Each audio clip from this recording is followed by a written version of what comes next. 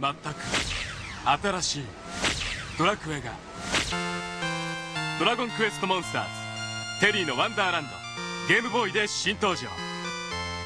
Okay then. Well, that was pretty neat. Dragon Warrior Monsters. That's the topic of today's video. Also known in some circles as Dragon Quest Monsters. This game was released before the Square Enix merger. It was just Enix at the time, and they were having copyright issues with Dragon Quest in the West. Haha, that rhymed. Unintentionally. So anyways, they had to settle with Dragon Warrior as the name of the series over here, at least until the PS2 era when they finally got their copyright figured out. Dragon Warrior Monsters is actually a spin-off of the Dragon Quest series, often compared to Pokemon, mostly because it's a monster collecting and fighting game, and it came out around the same time as Pokemania. It was actually originally released in 1998 in Japan, but we didn't get it over here until 2000, and it was released exclusively for the Game Boy Color. Early on, the series was often overlooked just because it was thought of as a Pokemon clone, and I don't really believe in that terminology because really it's just another game in that genre, and Dragon Warrior Monsters is actually a very different game anyways, which I'm sure you'll agree after watching this video, hopefully. So let's just get into the details of this thing. The story is pretty much non-existent, or it doesn't really matter at any rate. You are actually Terry, who's a character from one of the mainline Dragon Quest games, and you're a kid,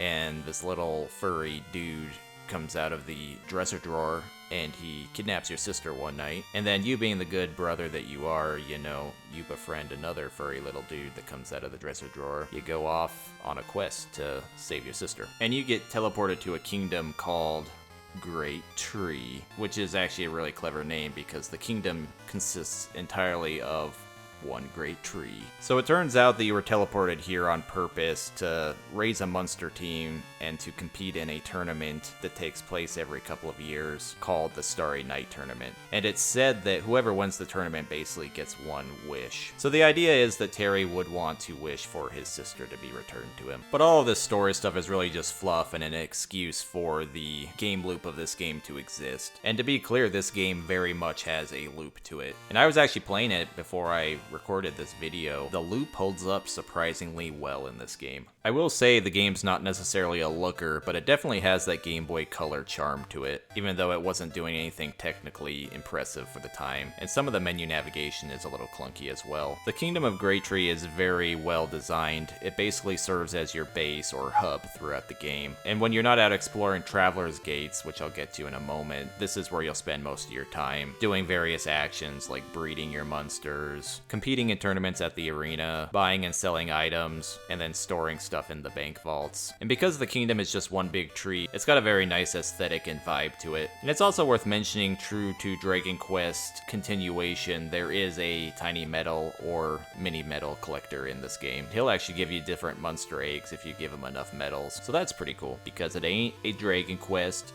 / Dragon Warrior game without the mini medals. So that's one aspect of the game loop. The next one is actually going out and exploring the worlds. This game almost has a roguelike element to it, because you actually travel through what are called Traveler's Gates, which are just these portals that will take you to a themed area that is randomly generated each time. And each gate, when you travel through it, has a certain number of floors that get generated, and then at the end of the gate itself is a boss monster that you have to defeat. And then once the boss monster is defeated, you get teleported back to Great Tree. So you really can see how this forms a clear-cut loop. You go off to a randomly generated Traveler's Gate, you travel through it, either beating the boss or teleporting yourself back out of it using an item. If you don't think you can beat the boss, you end up back in your home base, you do all your chores at the base, and then you go back into a gate. Basically rinse and repeat over and over again. And when you're in the Traveler's Gates, you actually navigate floor to floor through these holes on the ground. They call them mystic holes, which is a very interesting name to me,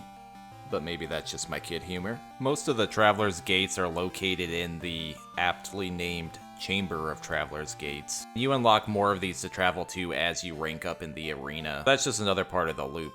you have to continuously be ranking up in the arena to unlock more Traveler's Gates, to get more monsters that are stronger, so that you can then go back to the arena and rank up even further, with the final goal of getting to the Starry Night tournament. Other things in the Traveler's Gates are also randomized, so things like the items that you'll receive, the floors themselves and what they contain. For example, there's some gimmick floors, like a treasure floor full of treasure chests, or it'll spawn a shopkeeper for you to buy items from in the middle of your dungeon run. And you'll actually also find other monster masters, which is what they call the people who raise and fight with the monsters, wandering around the world map as well, and you can fight them and get some good experience, assuming you can actually beat their monsters, that is. All in all, though, the Traveler Gate system is a very interesting system, and it's a little flawed. The layout of a lot of the dungeons gets a little repetitive and boring pretty quickly, and this is actually something that they fixed in the sequel, Dragon Warrior Monsters 2, also for the Game Boy Color. Spoiler alert, maybe I might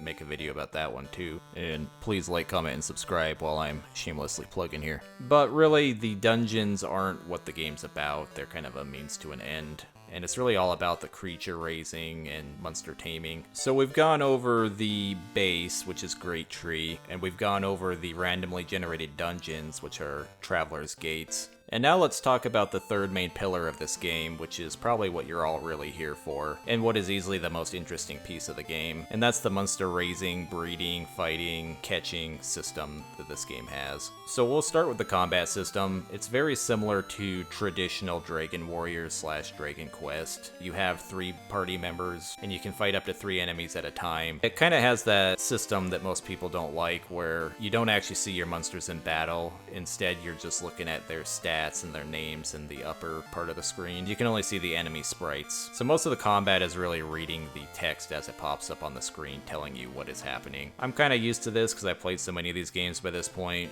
but it's always kind of a turn off, and I would much prefer if you could see your own monsters. Unfortunately, it is what it is. That being said, the combat's kind of interesting because each monster has a personality, and for the most part you can choose which commands you want them to execute on a given turn, but you can also just leave it up to them and tell them what strategy you want them to do, such as mixing spells versus attacking versus being defensive. It's also worth noting that in the arena battles, you actually can't command your creatures directly, so you do rely on their AI and their decision making to win the fights for you in the arena. Wait a minute, is that the poopy hand from Zelda? To tame a wild monster, you need to throw meat at them, which is kind of humorous, kind of a Oonga Boonga caveman kind of way of doing things. So you got your beef jerkies, which are your weakest meat, then you got your pork chops, and then there's ribs, and then at the apex of the meat kingdom, there's sirloins. And you can actually throw multiple meats at one monster to increase the catch rate of it. The monster you kill last in battle is the one that has the chance of standing back up and joining your party at the end of the battle. So there's some strategy here too about which monster you're targeting throughout the fight, because if you really want one of the monsters that's present, you need to make sure you kill it last. So now let's get into the most interesting aspect of this game, and that's the breeding system. Every monster has a gender, so they're either male or female, and very early on in the game you unlock what's called the Starry Night Shrine, which is where you go to breed your monsters. So to breed them, they have to be at least level 10, and they have to be of opposite genders. And then based on the combination of their species and their species type, it determines which monster they will have an egg for. For the most part, the guy at the shrine who works there, he'll tell you which monster he thinks will hatch out of the egg before you go ahead and do it. Because it is worth noting that once you have the monsters breed and create an egg, for some inexplicable, illogical reason, the parents are then released into the wild. So it's just a silly game mechanic way of making you get rid of your old monsters, basically. But it makes no sense at all. Basically, they just abandon their newborn baby to slavery while they wander off into the sunset together. Pretty sad and dark. Before you hatch the egg for a small fee, you can have it appraised to evaluate what its gender is going to be before it hatches, and then you can pay even more money to have the gender switched if you want. So you can kind of strategize around what you want the newborn to eventually be bred with, and make sure the genders line up properly. The newborn monster itself inherits the skills of the parents, along with some of their stats, and the monster gains a plus after its name, which denotes its generation generation, so you can kind of get an idea of which ones are most strongest and which ones have been bred over and over and over again. The system is just very cool, and it's just so much fun to experiment with to see what you're gonna get, and also just to see the stat growth on a newborn monster. To me, a lot of the fun of this game comes from watching the numbers go up and get bigger. If you're somebody who really likes to watch characters get stronger and you like to see the stat gains, this is a game for you, because so much of the loop facilitates the creation of these monsters and the joy of the grind of going through Traveler's Gates over and over and over again and bringing new monsters with you each time and leveling them up. It's just to see their stats go up as they level up. So seeing that plus 10 pop up next to their attack and knowing that you got a strong monster on your hands, and then just comparing them to your other monsters. To me, that's where a lot of the joy for this game comes from. The monster designs themselves are pretty good to pretty bad. There are a lot of classic Dragon Warrior / Quest monsters in here, so your slimes, your dragon, and that includes a lot of the weirder ones too that maybe are less appealing looking. You got this Bean Man, for example. I mean, like, really, that's gross. I don't even like to eat beans for dinner. Why do I want to fight with one? Get that guy out of here. I would say the split's about 50-50 whether a design is good or bad, which is kind of unfortunate. Some other random aspects about the game that are worth mentioning is, as you rank up in the arena, various things will change around Great Tree. There will be these earthquakes, and after the earthquakes, things will just appear a little different. So there might be tree branches growing where there didn't used to be, so you can get to a new area. Or new item shops will become available. It's just kind of fun watching the evolution of Great Tree throughout the game as different things unlock and become available for you. You can also unlock kind of hidden or secret Traveler's Gates by doing activities throughout Great Tree. For example, lighting a fire with a monster that has a fire spell for these guys causes one to appear. But make sure you give them the crappiest monster that knows a fire spell you can find, because they keep the monster. So you do a good deed, and then these guys keep your monster. What?